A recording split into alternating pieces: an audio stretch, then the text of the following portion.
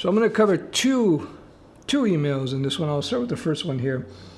Pepe D. Since it's a public comment, I'll show it publicly. If you send me private emails, questions, I don't know if I can answer them because I get so many, but if I do answer them, I will cover up your identity unless you expressly say it's okay to let people know who I am, as you've seen in the previous videos.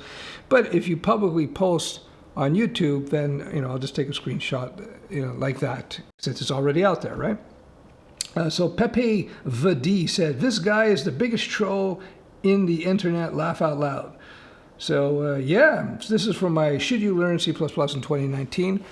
I'm not sure why he's saying that, because I didn't get into nerd specifics. That's what happens a lot of times with nerds. If I come up with Should You Learn C++ or Python or PHP or whatever, and I'm talking about broader issues, the market issues, etc., some nerds are looking for very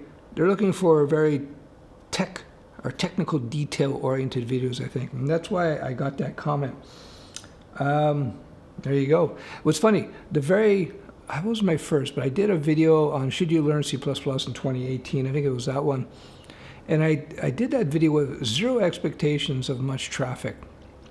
I thought, I might get 4,000 views, 5,000 views, nothing much. And so I just banged it out, messy hair, and whatever. I expressed my thoughts. I even say at the very beginning of the video, after fumbling through what I said initially, I even say at the very beginning of the video, I say, I've never written commercial code in C++. Anyhow, so long story short, of course, that video is my most popular video by far, over 1 million views. You never know how things are going to work out. So I appreciate you that you call me the biggest troll in the world. I take, I don't really think so, but anyway, I guess I can see his point. All right, so let's get to the meat of the question. Mefist, I don't know how you pronounce that. Okay, hello, Stefan. A video talking about the pros and cons in working on freelance websites versus local business would be interesting. So he's talking about going on, Upwork or something, the freelance sites where you bid on contracts against people all over the world. What are the pros and cons?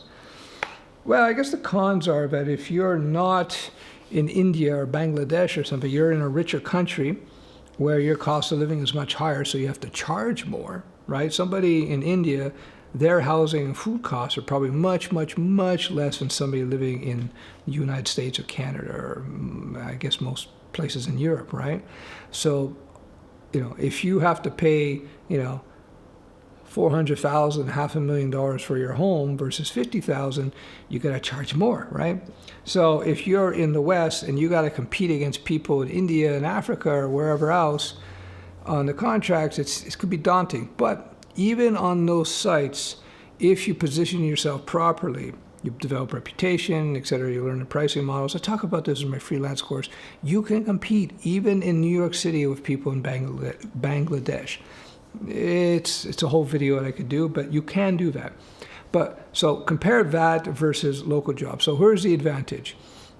When you go on those sites like Upwork or whatever, freelance.com, you can just check out jobs that are available, and you can just say, okay, yes, I'll bid on this, I'll bid on that. It's a great way, by the way, to do your first couple of freebie gigs. Just develop some experience and some reputation. I talk about reputation as being one of the key assets you can develop going forward.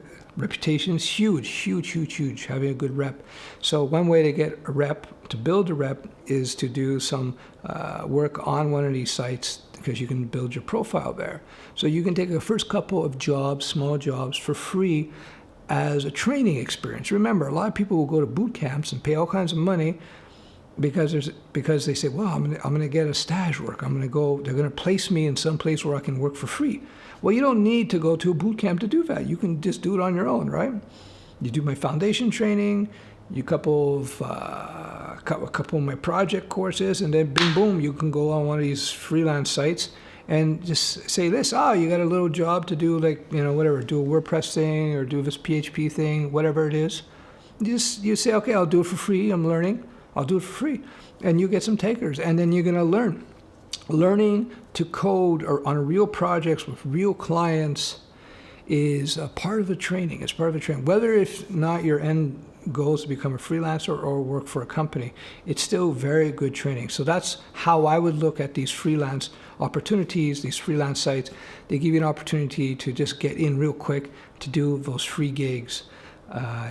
But in terms of making money, you have to, it's a bit more involved, the process. You have to, again, develop really good reputation, develop really highly optimized workflows, so that even though you have to compete against India, because you got great reputation, great optimized workflows, you can compete. Anyway, that's another story. So the downside is with these sites, you have to compete with the world. The upside with those sites is that all the jobs are right there. It's kind of like online dating. Right? If you go to Plenty of Fish or whatever else is there, the swipe left, right one there, you know what I'm talking about. Anyway, that site, that app, it looks pretty good. You go, oh, look at all these women, or look at all these guys. There's like swipes, it's all there. It's a lot easier to go, I swipe left or right on the girls or the guys you like there without having to be brave and ask them. Now the problem with that, you have to compete with so many people. And it's difficult. Now, for women, of course, I've seen women, I've asked women, they'll get like, they'll put up their profile and they'll get like hundreds of messages. And guys, they may get one message every 6 months, depending, But that's another story. So it's the same dynamic. So if you go for local business, you have much less competition. And because it's local business, they're a lot less likely, especially small businesses, to want to deal with people overseas because they don't trust it, they don't know how to deal with them, they don't know how to assess anything. So a lot of small businesses, they rather deal with local talent because they can actually communicate with them. Right? They can communicate with them in their language. There is a cultural alignment as well. So, but you have to go out there and put yourself out there. So what I suggest that people do is first, you do your foundations, 1 or 2 projects, then do a couple of freebie contracts, whether it be local or use one of those online sites. And then I would start cultivating both, both online. And if you can cultivate local business, cultivate that as well. So the downside with cultivating local business, you have to get out of your place, right? You can't just go on the computer and launch bids at projects. But when you do local, chances are much higher that you're going to convert when you find somebody. And chances are you'll be able to get what you want even without sophisticated pricing strategies. You can just, because everybody's dealing with the local currency at the local levels, right? So there's pros and cons to anything. It's kind of like online dating versus asking women out at a gym you train at, or at a yoga studio you train at, or at a martial arts studio you train at, whatever it is, You're percentage-wise, you're going to get much better results if you just approach women in the real world. And if most women don't have to approach guys, because they're getting hit on every 2 seconds. But, I assume I'm speaking mostly to guys here. So you're much better off, percentage-wise, to start just interacting with women around you all the time in person as opposed to online dating most of the time. And I would argue that if you get local businesses as contracts, there's certain advantages to that as well. You meet people face to face. The currency and the level of income is relative to each other. Because they're local, there's less chance that you'll be screwed in terms of payment, et cetera, et cetera. So I look at both options as complementary.